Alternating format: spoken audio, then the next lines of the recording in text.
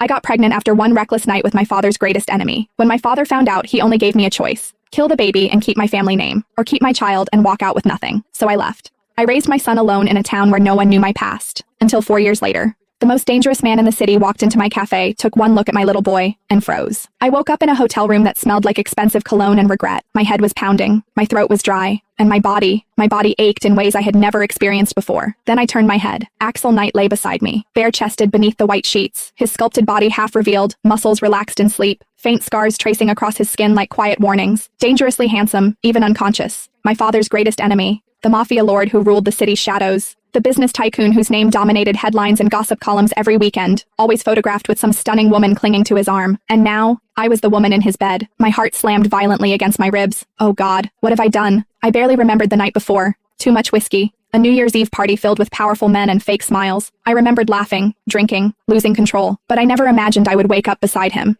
Carefully, I tried to slide out of bed without waking him. The moment my feet touched the floor, my legs trembled. A deep, unfamiliar soreness pulsed between my thighs. Slow, undeniable, humiliating. I sucked in a sharp breath, gripping the edge of the bed to steady myself. When I looked down, I froze. My skin was marked. Faint bruises along my waist, my thighs, my collarbone, proof of how wild the night had been. A cold shiver ran through me. I grabbed my dress from the floor, my hands shaking as I pulled it on, desperate to escape before he opened his eyes.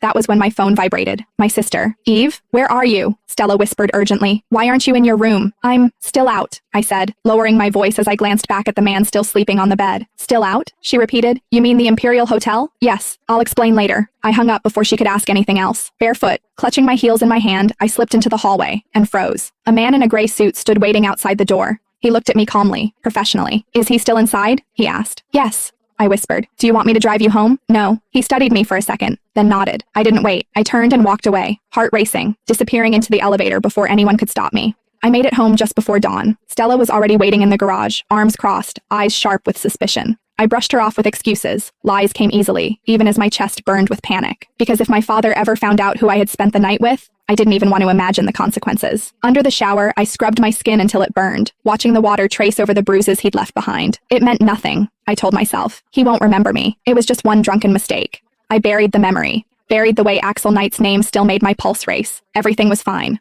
I returned to my usual life. Long days at Walter's Group, sitting in boardrooms beside the management team, reviewing contracts, preparing myself for the future I had been raised to inherit, the perfect daughter, the obedient heir, until 5 weeks later. The night before my family arranged yet another political marriage for me, I stood alone in my bathroom, staring at the pregnancy test in my trembling hand. 2 pink lines. I'm pregnant, I whispered to my reflection. I pressed a hand to my stomach, my heartbeat pounding so hard it made my ears ring. I felt trapped. I